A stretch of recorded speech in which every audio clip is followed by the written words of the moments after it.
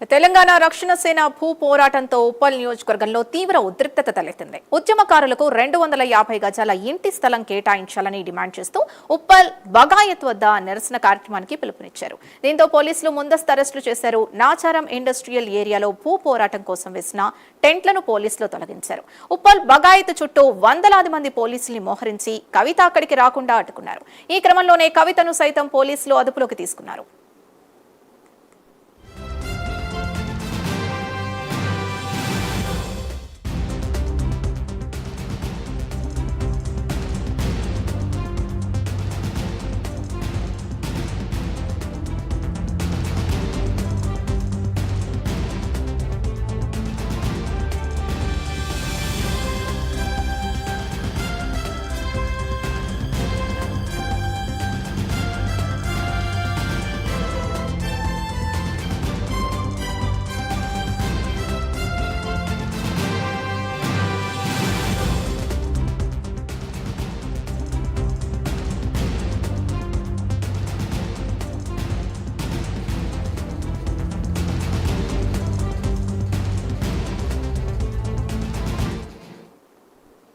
మరింత సమాచారం మా కరెస్పాండెంట్ హరికృష్ణ అందిస్తారు. హరికృష్ణ.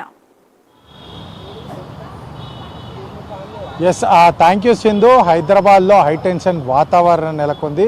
తెలంగాణ రక్షణ సేన అధ్యక్షురాలు కల్వకుంట్ల కవిత పిలుపు మేరకు భూ పోరాటాన్ని నిర్వహించాలని ఉప్పల్లోని బగాయత్ వద్దకు పెద్ద ఎత్తున టీఆర్ఎస్ కార్యకర్తలు చేరుకున్న పరిస్థితి ఉంది. అయితే పోలీసులు ఈ యొక్క భూ పోరాటానికి సంబంధించిన సభకు అనుమతి లేదంటూ కూడా అనుమతి నిరాకరించిన నేపథ్యంలో కూడా పోలీసులు అక్కడ ఈ యొక్క టీఆర్ఎస్ కార్యకర్తలు వేసిన టెంటును అక్కడి నుంచి తొలగించడం జరిగింది. ఈ నేపథ్యంలోనే అక్కడ ఆ ఉద్రిక్తత వాతావరణం నెలకొంది. కల్వకుంట్ల కవిత అక్కడికి చేరుకోవాలని కవితని పోలీసులు అదుపులోకి తీసుకున్నారు. ఈ నేపథ్యంలోనే అటు కార్యకర్తలకు ఇటు టీఆర్ఎస్ నాయకులకు పెద్ద ఎత్తున పోలీసులకు పెద్ద ఎత్తున ఉద్రిక్తత వాతావరణం నెలకొంది. తోపులాటలు కూడా జరిగిన పరిస్థితి అయితే ఉంది. అయితే ఈ యొక్క తెలంగాణ ఉద్యమకారులకు ఏదైతే కాంగ్రెస్ ప్రభుత్వం ఇచ్చిన హామీ మేరకు 250 గజాల భూమిని ఇవ్వాలంటూ ఈ మేరకు భూ పోరాటాన్ని నిర్వహిస్తున్నామంటూ కూడా టీఆర్ఎస్ పార్టీ చెప్తున్న పరిస్థితి అయితే ఉంది. ఈ నేపథ్యంలోనే అక్కడ సభ ఏర్పాటు చేశామంటూ కూడా టీఆర్ఎస్ నేతలంతా కూడా చెప్తున్న పరిస్థితి. తక్షణమే ఈ యొక్క తెలంగాణ ఉద్యమం కోసం ఎవరైతే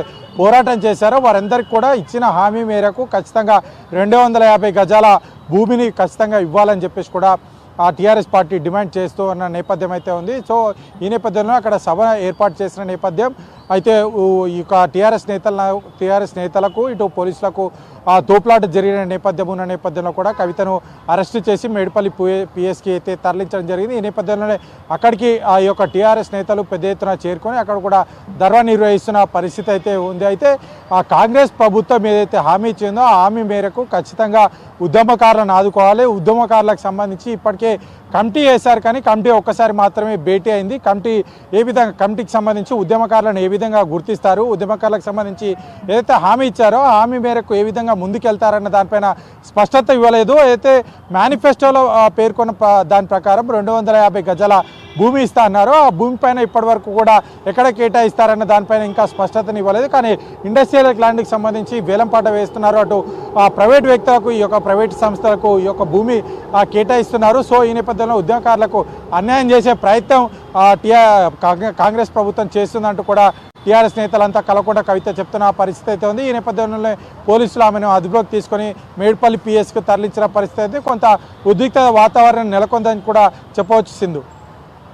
థ్యాంక్ యూ హరికృష్ణ.